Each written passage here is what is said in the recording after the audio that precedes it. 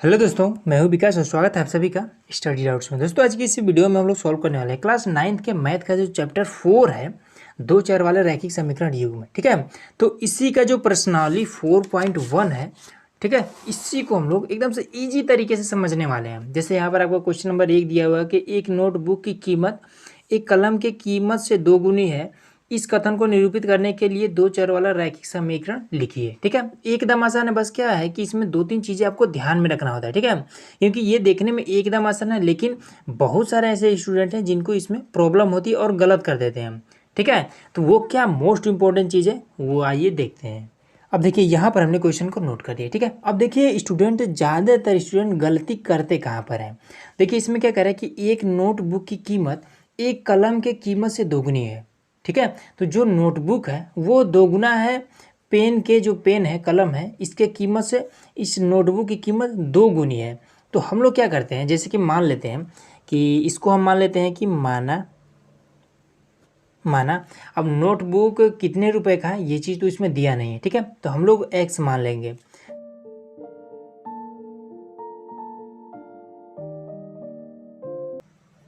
हम लोग क्या करते हैं, एक्स मान लेते हैं। ठीक है, नोटबुक की कीमत एक्स मान लिया। अब उसके बाद से कलम की कीमत, तो लिख देंगे कि कलम की कीमत, तो इसको भी हम कुछ मान लेते हैं, इसको हम वाई मान लेते हैं। ठीक है, आपके बुक में भी दिया भी है कि इसको आप एक्स मानिए या फिर वाई मानिए। ठीक है, तो यहाँ पर हमने नोटबुक की कीमत एक्स मान लिया और कलम की कीमत हमने वाई मान लिया। ठीक है, अब देखिए इसमें करते क्या है। अब यहाँ पर हमारे पास हमें पता है कि नोटबुक क्या है, दो गुना है कलम के से। ठीक, तो ज़्यादातर स्टूडेंट क्या करेंगे, दो गुना है मतलब ये वाला दो गुना है तो कर देंगे कि 2x और ये वाला y, इस तरीके से कर देंगे। ठीक है, अब यही वाला गलत हो जाएगा क्योंकि इसका सेम उल्टा होता है। जो छोटा होता है उसी में हम गुणा करते हैं।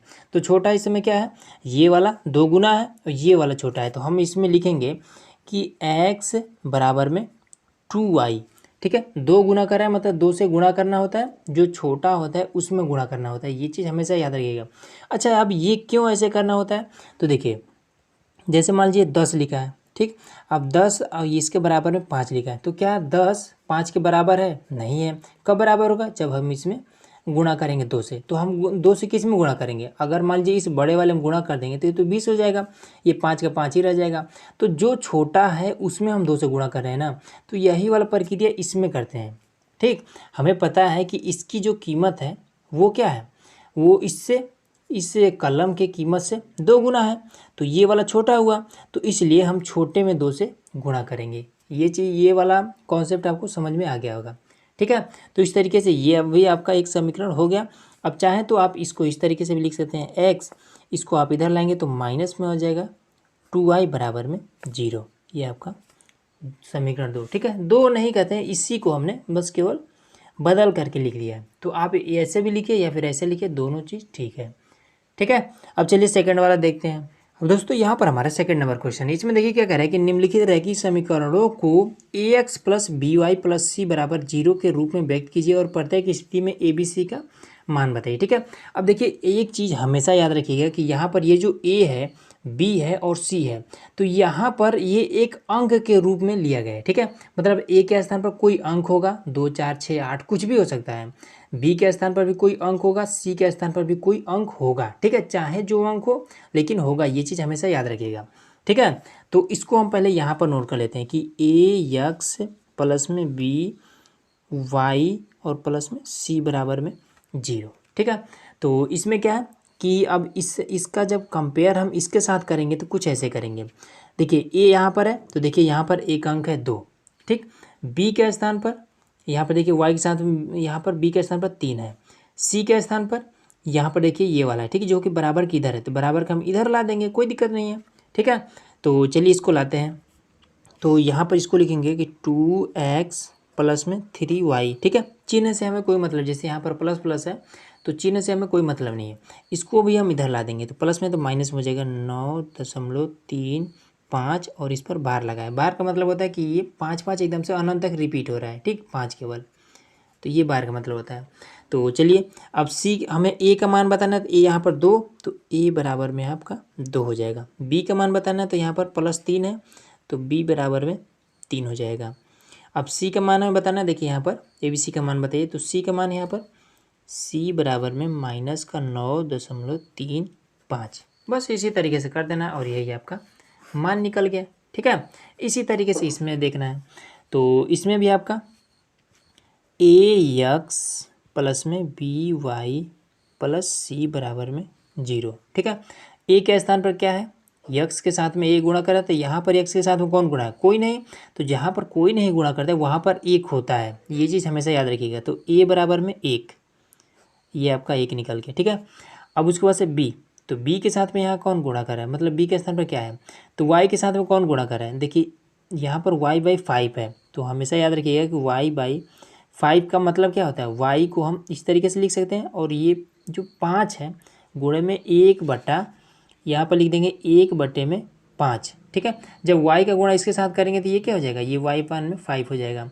तो मतलब कि y के साथ में 1/5 गुणा कर रहा है।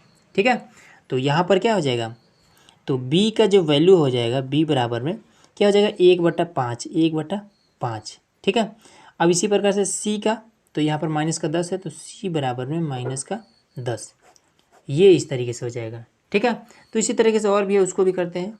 अब यहाँ पर देखिए, यहाँ पर हमारा एक क्वेश्चन है, तो इसमें भी हम ऐसे पहले लिख लेंगे। ठीक है, ए एक्स प्लस में बी वाई और प्लस में सी बराबर में 0। ठीक है, तो ए के स्थान पर यहाँ पर -2 है, तो ए बराबर में -2 इस तरीके से हम लिख देंगे। ठीक है, अब बी के स्थान पर क्या है, +3 है, तो बी बराबर में 3 लिख देंगे। ठीक, अब सी के स्थान पर क्या है, तो यहाँ पर ये तो बराबर किधर है, सी बराबर के इस साइड है, तो इसको भी जब हम इधर लाएंगे तो माइनस में हो जाएगा, तो सी बराबर में लिख देंगे कि सी बराबर में -6, इस तरीके से कर देना है। ठीक है, अब यहाँ पर आइए, इसको सबसे पहले तो हम इधर लाते हैं, तो ये कैसे हो जाएगा, x माइनस में 3y बराबर में आपका 0, ये इस तरीके से हो जाएगा ना। अब इसमें एक चीज़ और देखिए कि ए एक्स प्लस में बी वाई और प्लस में सी बराबर में 0, ये होता है इस तरीके से नियम। ठीक है, तो देखिए ए यक्स के साथ में ए है, यहाँ पर एक्स के साथ में कोई नहीं है, मतलब 1 है, तो ए बराबर में आपका 1 हो गया, ये क्लियर हो गया। अब इसके बाद से बी, तो बी के साथ में यहाँ पर कौन सा, बी के स्थान पर यहाँ पर -3 है, तो बी बराबर में -3, ये भी आपका आ गया। ठीक है, अब इसके बाद से देखिए सी का तो यहाँ पर कोई मान ही नहीं दिया है, तो जब सी का मान नहीं दिया तो सी बराबर में, जब कुछ नहीं दिया तो सी बराबर 0, बराबर में 0, बस सिंपल हो गया, आ गया आंसर।